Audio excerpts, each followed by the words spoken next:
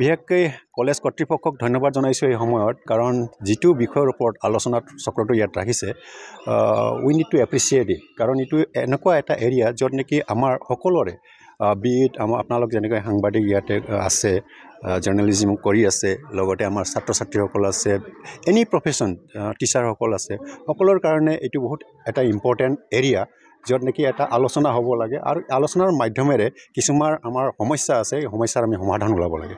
আমি যেতিয়া নেকি সমস্যাৰ সমাধান এনেকুৱা আলোচনা চক্ৰৰ মাধ্যমেৰে ওলাব পাৰিম, এই আলোচনা চক্ৰৰ মাজেৰে যি সমাধানবিলাক আহিব, এই সমাধানবিলাকক আমি ইমপ্লিমেণ্ট কৰিবলৈ আমি চেষ্টা কৰিব লাগিব, যাতে আমাৰ ল'ৰা ছোৱালীবিলাক, আমাৰ ৰাইজ যিসকল আমাৰ ওচৰে পাজৰে আছে, সিহঁতেও যাতে বুজি পায় এনেকুৱা সমস্যা হ'লে আমি ইয়াৰ পৰা কেনেকৈ সমাধান পাব পাৰোঁ। এই যিটো এৰিয়াত আজি যিটো আলোচনা চক্ৰ বা চেমিনাৰটো ৰাখিছে, এইটো নথৈ আমি আনন্দিত হ'ব লাগিব আৰু ধন্যবাদো জ্ঞাপন কৰিব লাগিব আমাৰ কলেজ কৰ্তৃপক্ষক, কাৰণ ভাল এটা চিন্তা কৰি এই বিষয়টো আলোচনাৰ বিষয় হিচাপে এখেতসকলে ৰাখিছে। মানসিক চাপৰ বিষয়ে কি ক'ব? এতিয়া আজিকালি দেখা যায় বহুত ডাঙৰ ডাঙৰ ব্যক্তি ছাত্ৰ ছাত্ৰীয়ে মানসিক চাপ পৰি ভুল সিদ্ধান্ত গ্ৰহণ কৰে, এই ক্ষেত্ৰত আপুনি কি ক'ব? এইটোৱে মই ক'ব বিচাৰিছোঁ যে মানসিক চাপত কষ্ট পোৱা কেৱল আমাৰ ছাত্ৰ ছাত্ৰী নহয়, সকলোৱে এই চাপত পৰি পেলাই বহুত কষ্ট পায়।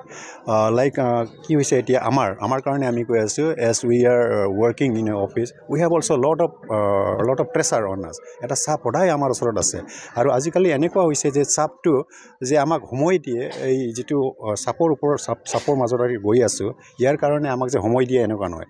ইয়াতে কি হয়, সময় এটা বান্ধি দিয়া হয়, এই সময়ৰ ভিতৰতে গোটেই কামবিলাক কৰিব দিয়ে, আৰু সময়ৰ ভিতৰত যদি কামবিলাক কৰিব নোৱাৰে আৰু ইয়াৰ ওপৰত কিবা এনেকুৱা একশ্যনবিলাক হয়। সেইকাৰণে মই ভাবোঁ আমি এইবিলাক কেনেকৈ অভাৰকাম কৰিব পাৰিম, সময়মতে আমি কেনেকৈ কামবিলাক কৰিব পাৰিম, আৰু যদি সময়মতে আমি কামবিলাক সুচাৰুৰূপে কৰিব লাগে, তেনেহ'লে নিশ্চয় আমাক এনেকুৱা ধৰণৰ আলোচনা চক্ৰৰ প্ৰয়োজন আছে।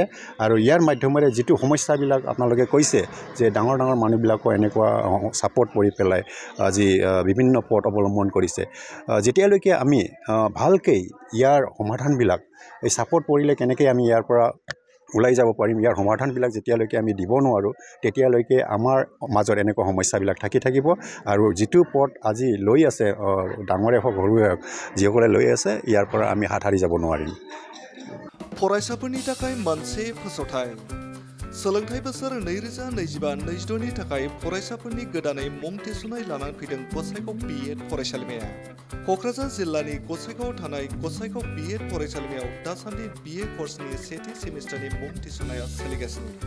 National assessment end accreditation council grade मोननो हानाय आरो इउनिभार्सिटि ग्रेन्टस कमिसननिफ्राय 2F आरो 12B स्टेटास मोननो हानाय गसाइगाव बिएड कलेजाव बर', इंराजि, Assamiya, political science, education, economics आयदाफोरनि मुं थिसननायखौ लादों।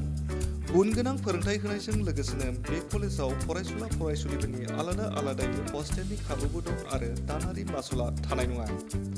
बेजों लोगोसेनो ST, SC, OBC आरो माइनरिटि फरायसाफोरनि थाखाय स्कलारशिपनि खाबुखौ बे कलेजाव मोनफागोन। जुदि नोंथाङा गसाइगाव बिएड फरायसालिमायाव BA सेथि सेमिस्टारनि मुं थिसननायनि बागै आबुं बाथ्राखौ मिथिनोब्ला नैबे मबाइल नम्बर 8638077413 9101125158 नङाब्ला 8135989631 आव थोंजोङै फोनांजाब खालामनो हागोन।